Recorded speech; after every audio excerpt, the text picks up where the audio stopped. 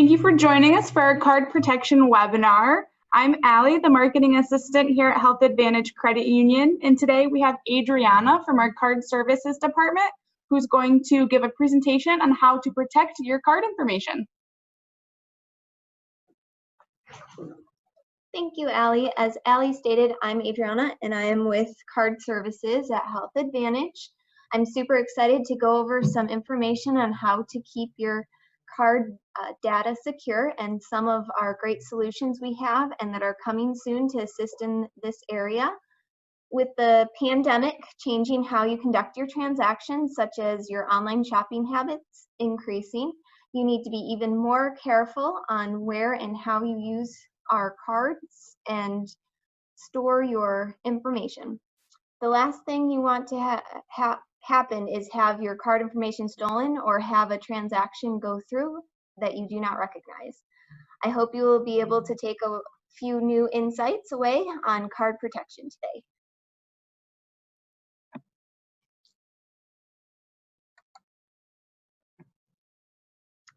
To give you an overview of the subjects I will be discussing, I will start with how to review unexpected transactions, how to avoid scams, and then move on to how to prevent card data from being compromised.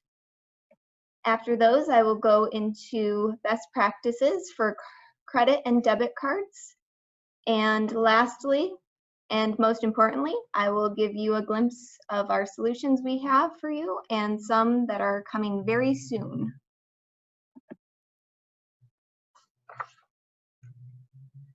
Starting off with finding an unexpected transaction, this is a fairly common occurrence. You're viewing your online banking or your statements and you're like, what is this transaction? I don't remember making this transaction.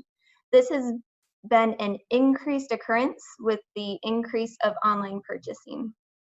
Though this can be alarming, typically if you are only seeing one transaction or multiple transactions from the same merchant that you have used previously, there is usually a simple explanation that can be easily resolved between you and the store. So what are the common reasons why an unexpected transaction appears? You may have given your card information out to a friend or a family member, and the information was accidentally saved to their online store account.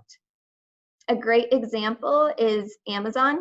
So a lot of times you want to maybe help your daughter or granddaughter buy her college books on Amazon for the semester. You hand over your card, she inputs the information into her Amazon account, and unknowingly that's going to be the default card the next time she makes an Amazon purchase. So then you might see that Amazon purchase and you're like, I didn't do that. So that's one example. And then for those of you that have younger children, Apple and Google are common occurrences where you put your card info to get them to that next level on their game, and then they go a little crazy with buying those extra lives. Your card info then gets saved once you've input it, unless you specifically remove it after that purchase. And again, these are often not malicious occurrences. It just happens. Another possibility is you signed up for a free trial or a subscription that you forgot to cancel. A free trial is never free. It's usually a free trial period. Technically, it's not the product actually being free in itself. And it always ends in a subscription. And you have to cancel within that time period. And a lot of times return the product in order not to be charged. And then sometimes the name of the store on a transaction will cause confusion. This often happens when a store has a third-party billing system or when they are part of another company. Again, typically not a cause for concern. If you truly can't rack your brain on what that transaction may be, if there is a phone number with the store name, I would call the the number and they should be able to give you additional information.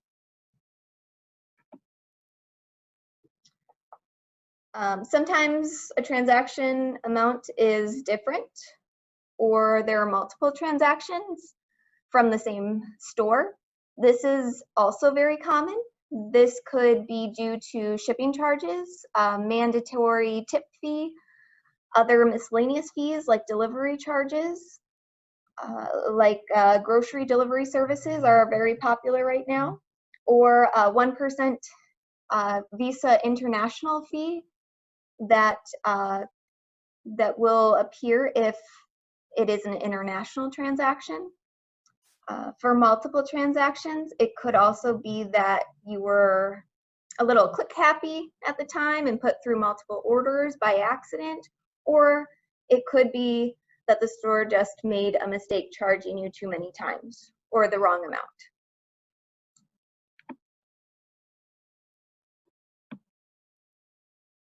A friend or family member may have borrowed your card. First, I would say never allow anyone to borrow your card, but unfortunately, I know this happens. And you don't always remember what it was that they said they were going to buy, or maybe they got a little more carried away than you thought they were going to.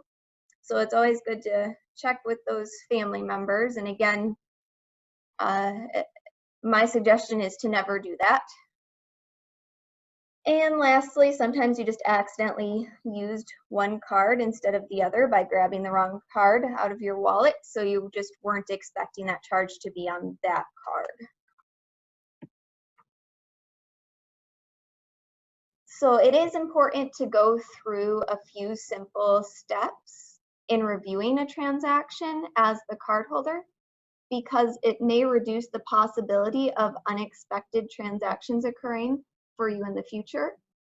So the simple steps are: review recent and past orders or receipts for that amount or store name.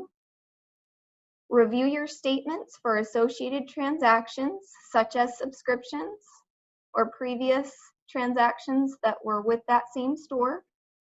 Ask your friends and family members, even if you think that there is no way it has anything to do with them.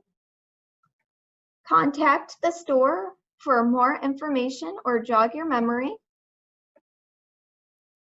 And contact Health Advantage if you are unable to explain the transactions or transactions after going through this checklist. Some tips for preventing unexpected transactions are keeping your card information completely private. Don't give it out to anyone. Never save card information on websites, or never input card information into websites if you can avoid it through a digital wallet like Apple Pay. Again, I will go into this subject a little more thoroughly later. Always store your cards in a secure physical location. In general, just know where your cards are at all times and make it so it is not easy for someone else to access them or find them inside a purse or wallet. Be wary of subscriptions and free trials. And review your statements regularly. We will move on to scams now. Unfortunately, there are a lot of scams out there to watch out for, more than what I have time to go over, but I will go over a few examples of some of the scams I see most often. Website and social media redirects. What this means is where when you're on a website or social media site that you do recognize that is legitimate, like Facebook, or say you're on Target's website, but then you see that ad that looks like it has a really good deal on it. So you click on it and that's exactly what you're looking for. And you end up on a site that's not necessarily reputable or secure or of quality. And often purchases from these sites result in dissatisfaction in the item purchased a long time before the item arrives. And sometimes the item never arrives. And it is almost time to start holiday shopping, and everyone gets a little click happy in the holiday season.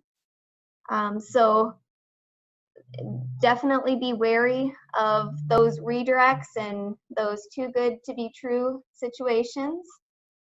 And again, an example of this would be if you're on Facebook or on Target and you see an ad for exactly what you're looking for, and you knowingly or unknowingly get redirected to a website and make that purchase. There are also many text messages, phone calls, and emails from stores or individuals, and most of the time they are just taking advantage of the person they are contacting.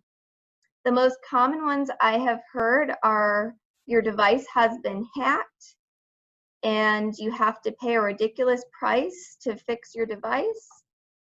These individuals are very persistent and persuasive, especially if you are not tech savvy. I have heard also fake Amazon calls stating that you have a purchase of such and such amount and to please contact them immediately if you did not place this order. Another example would be an aggressive salesperson selling an extended warranty on an older vehicle. Most likely this is not needed, but they may talk someone into it that is not aware of what's going on. And again, with the too good to be true deals, this often goes hand in hand with those website and social media redirects. I see these occurrences happen increasingly around the holidays. Again, an example is seeing an expensive pair or designer brand, name brand sunglasses or boots for a ridiculously discounted amount, such as normally $500, now for only $30. And lastly, mailers tend to be ignored by most people, but they still do get some people. A lot of times it is elderly people that they target and get taken advantage of. They are usually some type of warranty being sold, and they are difficult to cancel a lot of times. Typically, they are also unnecessary for what the person has as well. When you realize that you believe you may have gotten yourself into a scam or maybe just a less reputable purchase, these are some steps to take. Always try to contact the store to cancel. Request the store to process a refund if charged. These first two steps are usually successful for most scammy type transactions. Keep all documentation and notes from contacts. And if those three items are unsuccessful or with canceling or recouping the funds, or if the charges start appearing soon after the initial authorized charge, please contact Health Advantage. So some tips for avoiding scams are always know what website you are on by looking at the web address in the web address bar, also known as the URL. You want to know what website you're on. because often, again, like we talked about with Facebook or Target, and you choose that ad on there, you might think you're still on Facebook or you think you're on Target.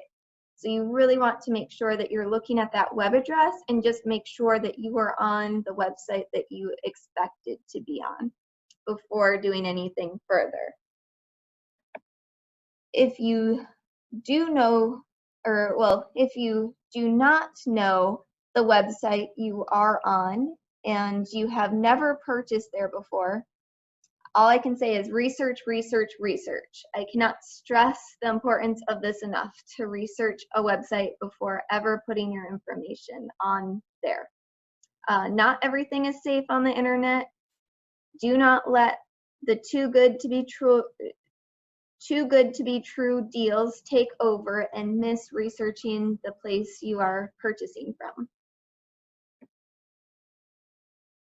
Read any fine print when it comes to subscriptions or cancellation and refund policies.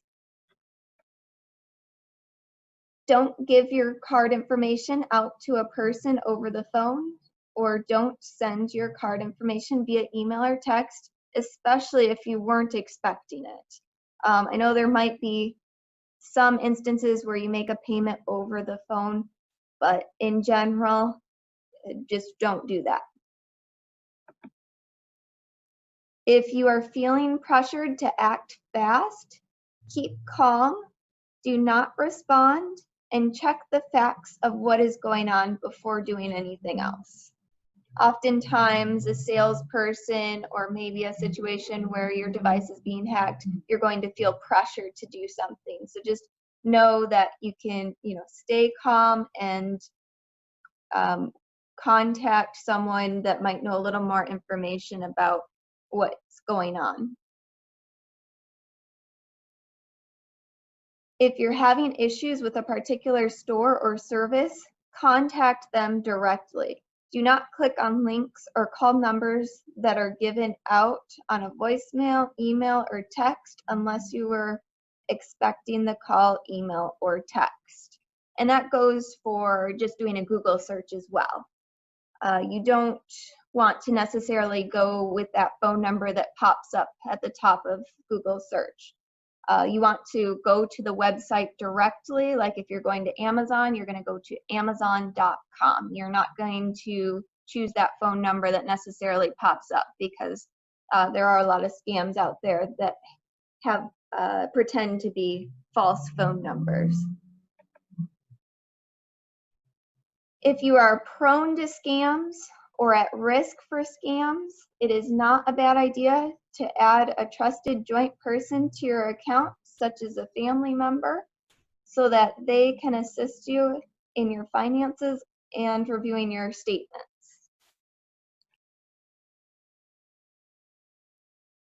Now that we've gone through unexpected transactions and what to look out for when it comes to scams, we will move on to how a criminal entity or individual criminal may be trying to compromise your card information and how to prevent it.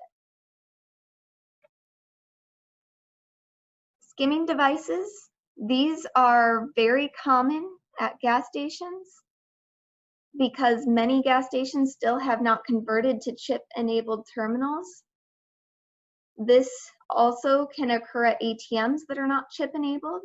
Basically, if you input your card into that skimming device unknowingly when you are making a gas purchase, or again doing an ATM withdrawal sometimes, they now have all of your card data from the mag strip to potentially make a counterfeit mag strip card. Phishing emails typically pretend to be a company that people regularly use, like Netflix or Amazon or PayPal. They then request you to update your billing information or your login information. If they have only obtained your login information, your card information most likely has not been compromised, though you may have purchases conducted on your online store account once they've obtained your login information. If you have given out your card information to a phishing email, then your card information has fully been compromised. Account takeover occurs when a criminal entity or individual obtains all of your sensitive data and attempts to use that information to take over all of your accounts and conduct transactions. Hacking a store terminal is done by criminal entities, typically using malware, ransomware, or spyware, and they end up stealing all of the card data from these compromised terminals. This is bad for you when the chip or a digital wallet was not used, providing that encryption. Your individual devices, smartphones, tablets, computers can all be compromised by malware, ransomware, or spyware. Also, criminals can obtain your information, including card information. This is usually done through you clicking on suspicious links in a text, email, or on a website pop-up ad. If your device is running slow or other things have changed right after you did something like this, it is likely your device has been compromised. Also, if you do not dispose of your important documents or cards properly, it is possible that this information could be found by someone looking and used to conduct an account takeover attack. So what do you do if you believe your card has been compromised? Well, it is still important to run through some steps just to verify what the actual situation is first. Contact the store, especially if it is a reputable store that you know and may have purchased from previously. If you do not recognize the store and there is a phone number, give them a call. It will not hurt anything to call and find out a little more information. You may find that you do recognize the transaction after all. Review any subscriptions and accounts with the store that you may have used previously.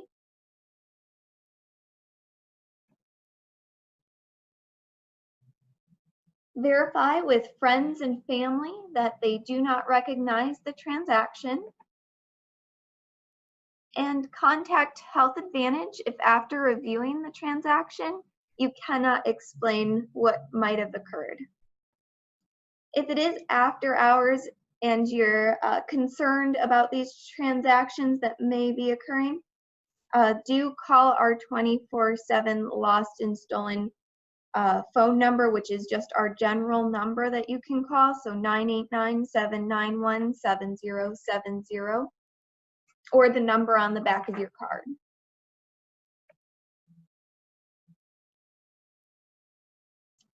Here are a few tips to prevent your card from being compromised.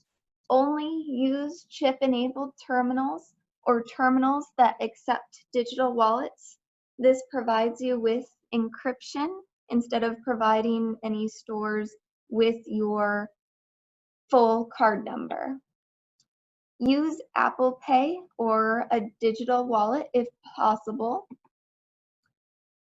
Never store card information on websites. Change passwords often on any accounts. Keep smartphones, tablets, computers, software updated. Watch out for phishing emails. Shred documents with sensitive data. Report your cards lost or stolen as soon as it happens. Review statements regularly. And use reputable security services for device protection. Now we will move on to a question that I hear often, which is, what is more secure, a credit or a debit card? The truth is, from the physical security perspective, they have the same security. They both have chips. They're both chip enabled. So then where do they differ?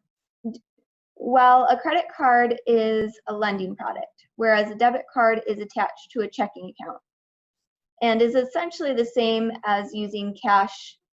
Of course, it allows for an electronic trail, unlike cash. With this difference in the funding of the cards, there is a difference in cardholder liability. With debit cards, there can be a little more potential liability for cardholders than with credit cards. So that is why I would suggest these tips as best practices when considering your debit and credit card usage. For debit, I would stick with smaller dollar amount purchases, smaller number of transactions in a day, stick to chip-enabled terminals as much as possible, use at reputable online stores, and overall just try to use them at lower risk for lower risk transactions like your grocery store purchase or local reputable merchants. For credit, you could use it for all of the same purchases as debit, of course. There's definitely not a problem with buying groceries with your credit card, but a credit card is a better option than a debit card if you are doing larger purchases regularly or a large number of transactions or travel a lot or making international purchases or overall have what I would call as higher risk transactions, which again would be transactions where you are traveling, international purchases, or larger dollar amount purchases. Credit cards are perfect for these situations. Plus, you earn rewards, which who does not want rewards? As I said at the beginning of the presentation, Health Advantage has some great solutions to assist you in card protection that we currently offer and a few new items that are coming very soon. Apple Pay, I love this solution. It provides encryption just like the chip so that a store never gets your actual card number. In store, it is also a contactless option, so you don't have to touch the terminal. It is quick and easy to check out online if the store gives you that option to pay with Apple Pay. It offers money transfer options, so if you need to send money to a family member, I highly suggest this over Venmo, Zelle, or Cash App.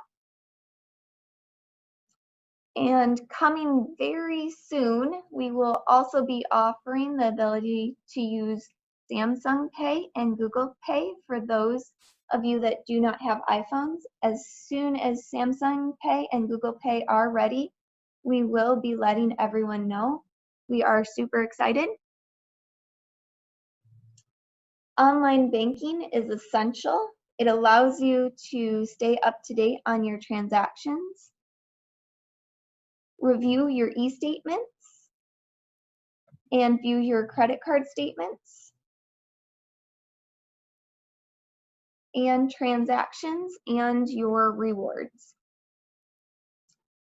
We also do have the mobile app called NetBranch that you can also download on your mobile device. ID Protect comes with our premium checking accounts.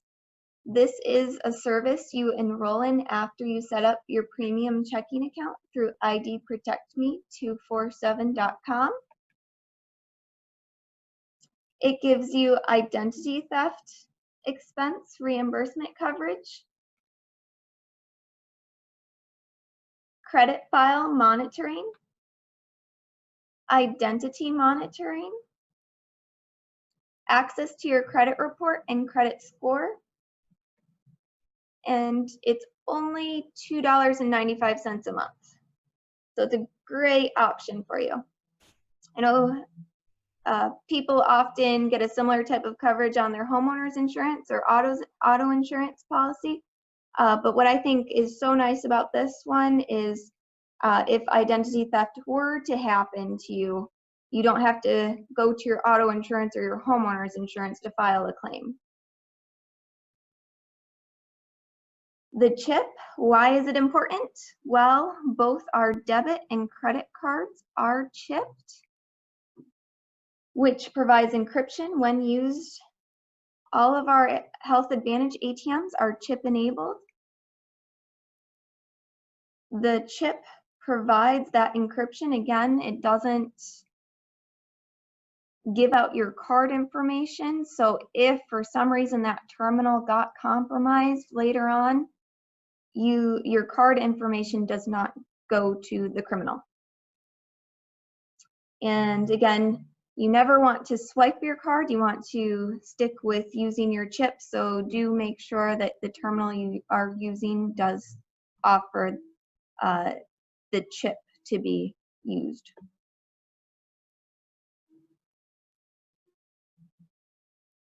We offer both personal and business rewards credit cards. I believe everyone should have a credit card that is old enough and understands the responsibility, of course.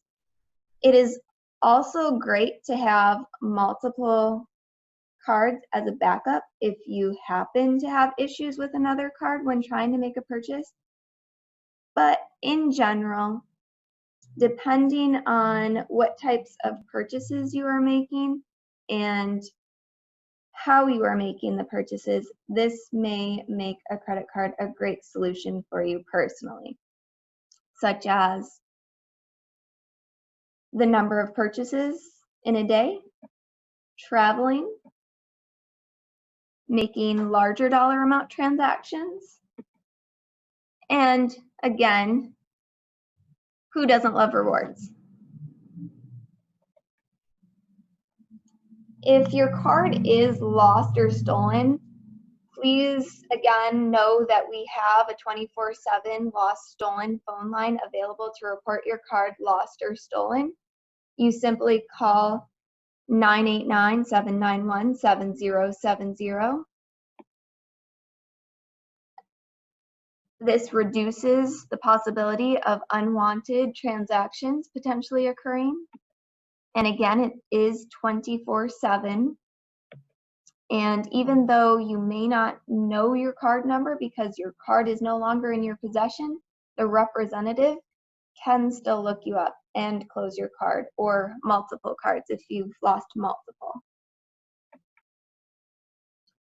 What am I most excited about? We have a mobile app coming soon for our credit and debit cards that will alert you on transactions, allow you to turn your card on and off, set restrictions for yourself, and it's really up to you.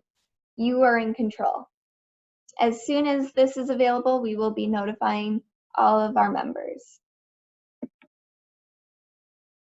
There are many ways that unexpected transactions can occur.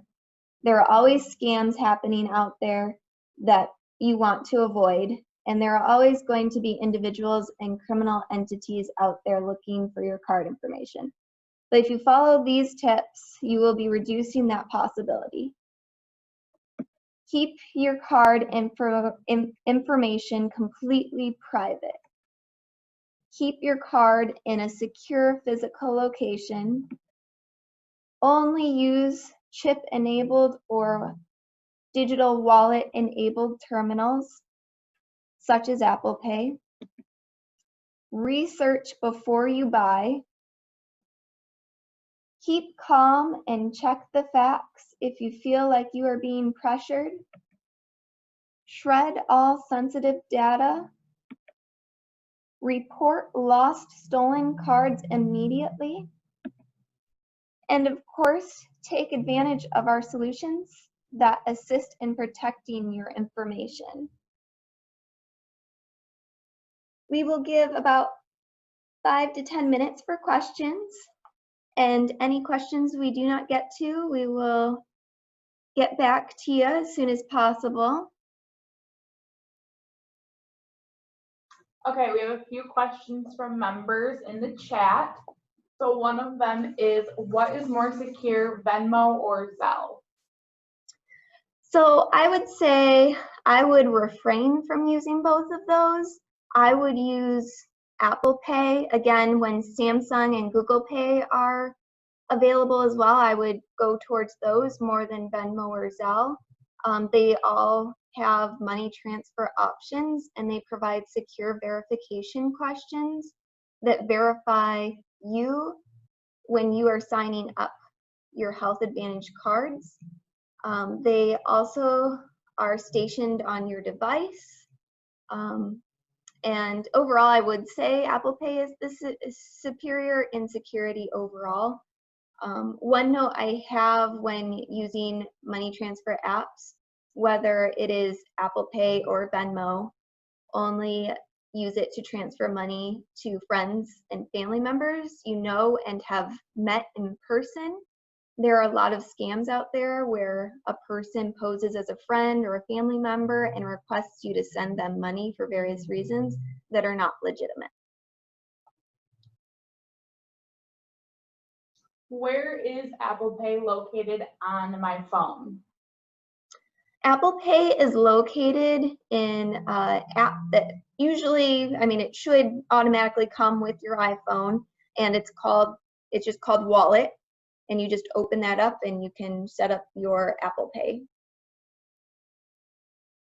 Is PayPal okay to use? Is it secure enough?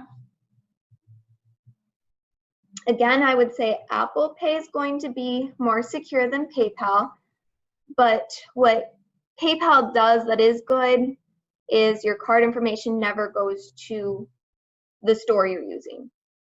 However, there are so many phishing emails and hackings that try to obtain your PayPal login information, and once they have that information, they make purchases under your PayPal account, and I see this a lot. I can't force you not to use PayPal, but there are risks. And that type of risk doesn't occur with PayPal because you're not having that login information. The wallet again is on your device.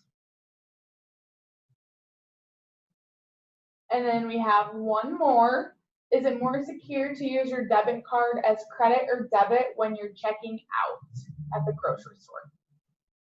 So using your debit card as debit just simply means you enter your PIN. Using your debit card as credit simply means you do not enter your PIN. It doesn't necessarily matter which you use. It is more where you are using it and how you use it. If you are using your chip or a digital wallet like Apple Pay, your card information is encrypted, so you are secure. However, if the terminal you are using is not chip enabled or digital wallet enabled, the terminal is reading the mag strip, and this means the store has your full card number now. Even if you're inserting the chip, like you're inserting the chip end of the card into a terminal, if the machine does not hold the card for a few moments, like you have when it is reading the chip, where you're kind of like sitting there like, when is it going to be ready? And you're just it's just going in and out, sliding it. It is reading the mag strip. And again, you see that a lot at gas stations still. With that all being said, by conducting a debit card transaction as credit, you are giving out less information. So in that respect, doing the credit transaction can be a little bit more secure. And that was the last question. So thank you for taking the time to view this presentation. We hope it was helpful, and have a great day.